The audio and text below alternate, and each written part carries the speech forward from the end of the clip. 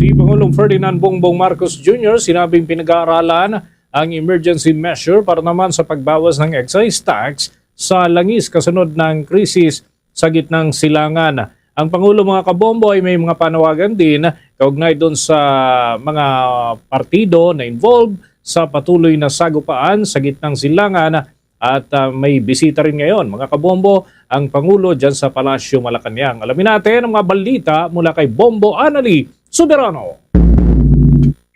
Pinag-aaralan na ngayon ng gobyerno ang isang panukalan na magbibigay sa Pangulo ng kapangyarihang pansamantalang bawasan ang excise tax sa petroleum products sakaling lumampas sa $80 kada barrel ang presyo ng Dubai crude sa world market. Ito ang inihayag ni Pangulong Ferdinand Marcos Jr. matapos humarap sa mga miyembro ng Malacanang Press Corps kanina.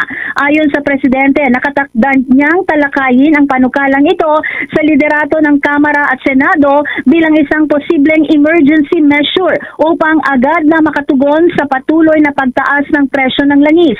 Binigyang diin ni Pangulong Marcos na hindi ito magiging permanenteng polisiya at agad ding aalisin kapag humupa na ang krisis. Naniniwala ang Pangulo na mahalagang magkaroon ng ganitong tool ang pamahalaan upang mapigilan ang mga matinding epekto ng oil price shocks sa presyo ng mga bilihin at sa ekonomiya ng Pilipinas. Nakikipag-ugnayan na rin ang Department of Energy sa mga kumpanya ng langis upang tiyakin ang anumang ipatutupad na dagdag presyo ay gagawin sa staggered o paunti-unting paraan. Layunin nitong maiwasan ang biglang pagtaas ng presyo ng produkto ng petrolyo na direktang nakakaapekto sa mga manggagawa at mamimili. Pakinggan natin si Pangulong Ferdinand Marcos Jr. I am going to talk to the leaders in both the House and in the Senate to maybe this is not yet a sure thing, but this is something that we are discussing, and it could be helpful. Is to give me the President the authority to reduce excise tax on petroleum products should Dubai crude exceed $80 per barrel. And that wala pa tayo doon. But if in case that happens, then maybe this is something that we will have to. This is one tool that we will have to have. So I will discuss it with the leadership of Congress and to see it is going to be an emergency measure. It is not going to be a permanent measure. It will be something that we will dispose of as soon as the crisis is over. And there has been a coordination between the Department of Energy and the oil companies that whatever price increases they are going to institute, that they be done in a staggered manner. Tiniyak din ni Pangulong Marcos na nakahanda ang pamahalaan na magpatupad ng karagdagang hakbang sakaling magtatagal ang pagtaas ng presyo ng langis sa pandaigdigang merkado bunsod sa tensyon sa Middle East. Ayon sa Presidente, kapag lumagpas nga ng $80 kada bariles ang presyo ng krudo, magbibigay ang gobyerno ng subsidiya sa mga sektor na matinding maapektuhan, partikular ang transportasyon at ibang sektor na gumagamit ng langis. Sinabi pa ng Pangulo, pinag-aaralan din ng pamahalaan ang posibleng pagsasaayos nga ng excise tax sa fuel at iba pang hakbang pinansyal upang mapababa ang presyo ng mga bilihin. Pakinggan natin si Pangulong Ferdinand Marcos Jr. sa pagtatanong ng Bombo Radio. Come from Ann Soberano from Radio Bombo. Mr. President, good morning po. Mr. President, kung magtuloy-tuloy po ang pagtaas ng presyo ng crudo sa world market dahil sa tensyon sa Middle East, ano po ang contingency plan ng gobyerno sakaling magpatuloy ang pagtaas ng presyo ng crudo sa world market? Nabanggit nyo rin po kanina na magbibigay din po kayo ng subsidy sa fuel assistance sa mga sektor ng transport and agriculture. So sa harap po nito, Mr. President, posibleng sustained oil price shocks, paano po babalansehin ng inyong administrasyon ang energy security, price stabilization at fiscal sustainability? Well, I explained a little bit kanina, naipaliwanag ko na ng kaunti yung aming na mga intervention kung tawagin. Kapag ito ay ang presyo ng langis ay lumampas na sa $80 per barrel. So Yun na nga yung sinasabi ko, mag-provide tayo ng subsidy para sa ating yung mga sektor, sa sektor ng ekonomiya, na talagang maapektuhan, na mabigat. At yun ang nabanggit ko ay number one, of course, the transport sector, at saka ang ating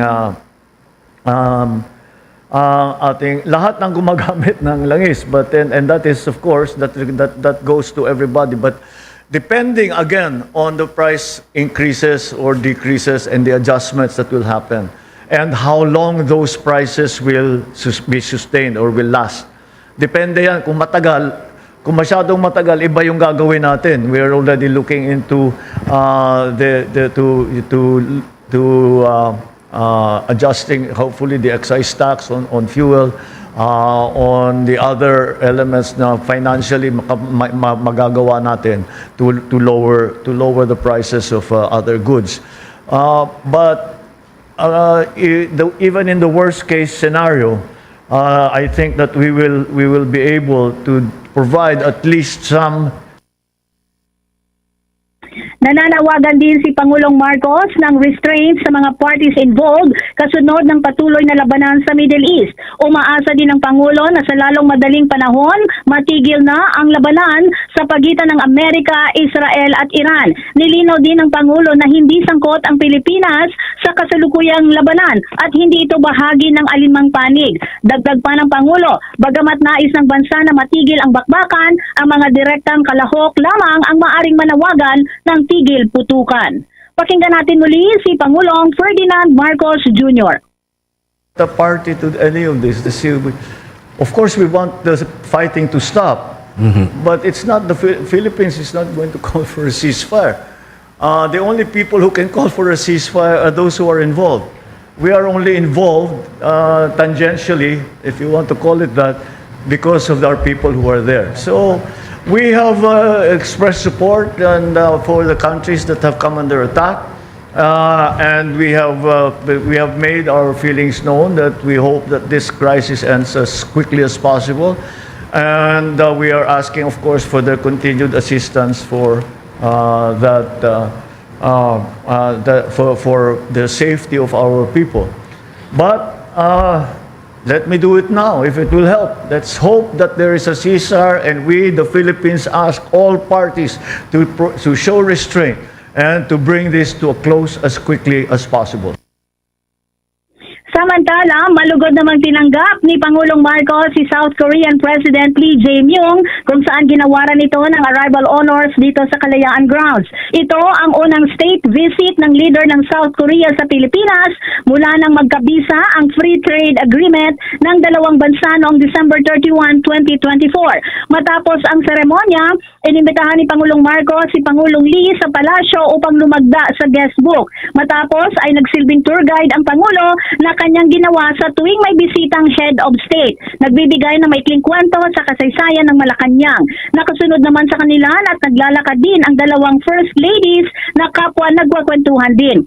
Pagpasok sa palasyo, sabay umakyat sa pamosong hagdan ng dalawang leader at pagsapit doon ng hagdan, ipinakita ng Pangulo ang ilang mga painting sa palasyo. Kasunod naman ito ay ang bilateral meeting ng dalawang leader upang talakayin ang pagpapalawak pa ng kooperasyong pangdepensa, maritime, ekonomiya, development at people-to-people ties.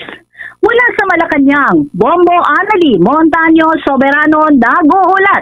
And this is Bombo Radio Philippines, the #1 and most trusted source of news and information. Basta Radio, Bombo! For the most trusted source of news and information, visit our website at www.bomboradio.com. Follow us on Bombo Radio mobile app, Facebook, YouTube, TikTok, and X, formerly Twitter. Like, share, and stay connected. Anytime, anywhere.